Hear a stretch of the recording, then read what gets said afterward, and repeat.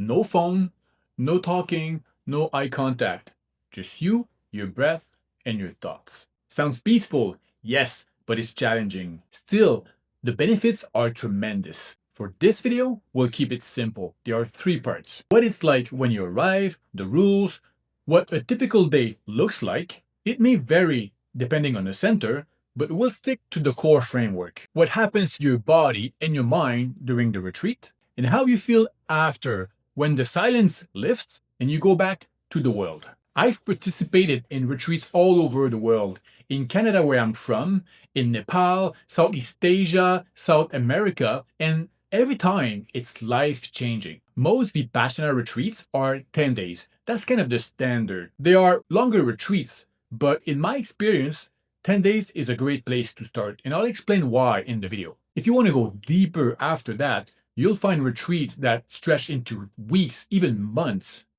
Let's dive right in. When you arrive at the center, it's quiet but not yet silent. They show you around, your bedroom, whether it's private or dormitory, the bathrooms, the dining hall, the meditation room, the basics. There is an info session where they explain the rules, which are quite simple. Remain silent, avoid eye contact, and arrive on time for the meditations. Each session is about 50 minutes long, with a 10-minute break in between, where you can walk around, stretch, go to the bathroom. Expect to have about 6 to 8 sessions per day. Meals are served twice daily, vegetarian, simple, but surprisingly good, and tea is also available. So everybody goes to the dining room, waits in line, grabs their food, and we all eat in silence. At the beginning, it's kind of strange, but you get used to it pretty quickly. There's a light snack in the evening if you want, but the idea is to keep the body light. Less food, less brain fog. It's part of the practice, and you'll feel the difference. Every day starts early, 5 or 6. No alarm, just the gong. And you wake up, half asleep, walk to the meditation hall, sit on your cushion.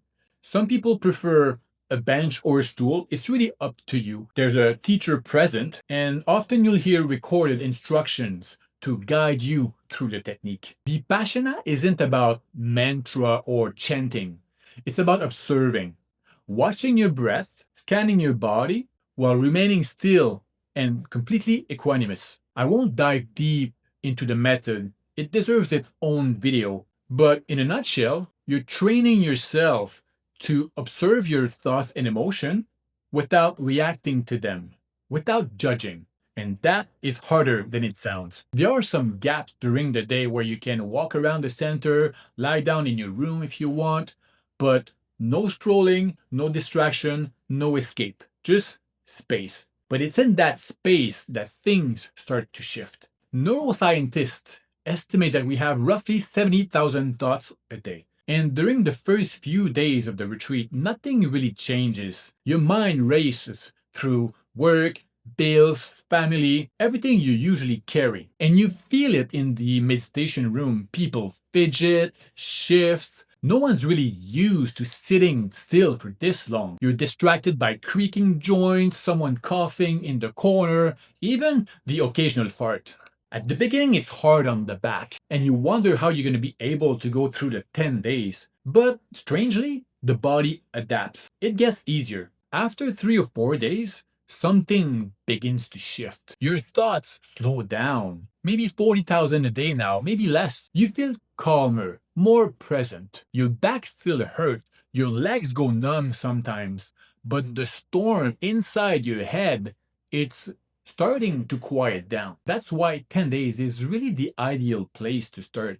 The first 3-4 days are just a warm-up. It's after that that you start going deeper and deeper inside yourself. Gradually, something emerges. A stillness, a kind of inner peace you may have never touched in your entire life. Just think about it.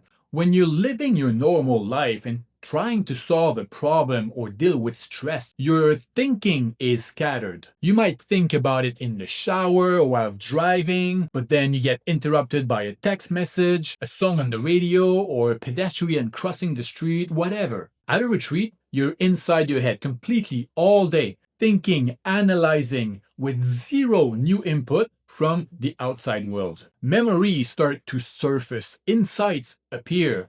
You go through waves, ups and downs, and then out of nowhere, something clicks. You might see the answer to a problem you've been stuck on for weeks or even years. I need to find another job, change my life path, work on this part of my personality. Whatever it is, it's deep introspective work. And that's the thing with silence. That's where the answers hide. Just like Isaac Newton under the apple tree. Gravity had always been there.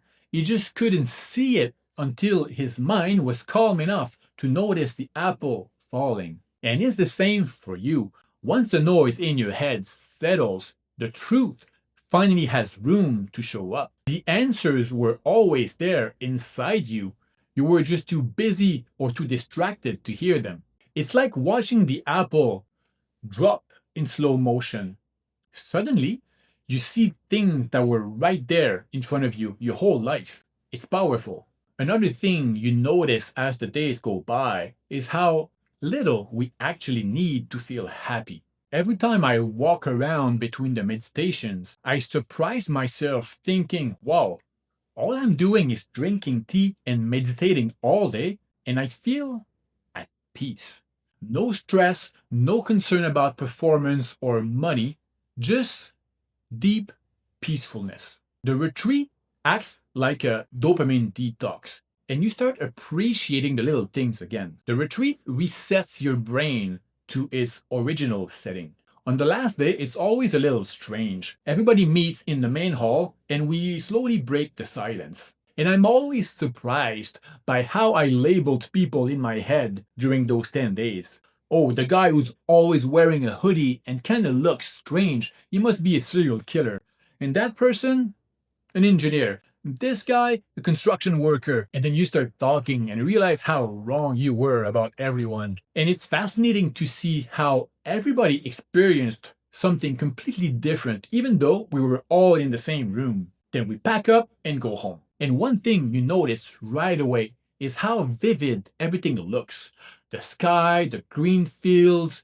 You feel at peace inside. You feel appreciative. The shape of the clouds, the way sunlight hits the grass, everything feels richer. And when you're home, the goal is to maintain that state because if you're not intentional, you're going to drift right back into your old habits. And the benefits you gained will slowly fade away. Once you're outside the retreat, it's also time for implementation. Will you be courageous enough to act on the insights you gained, or will you go back to the job you hate or stay in the relationship that's holding you back?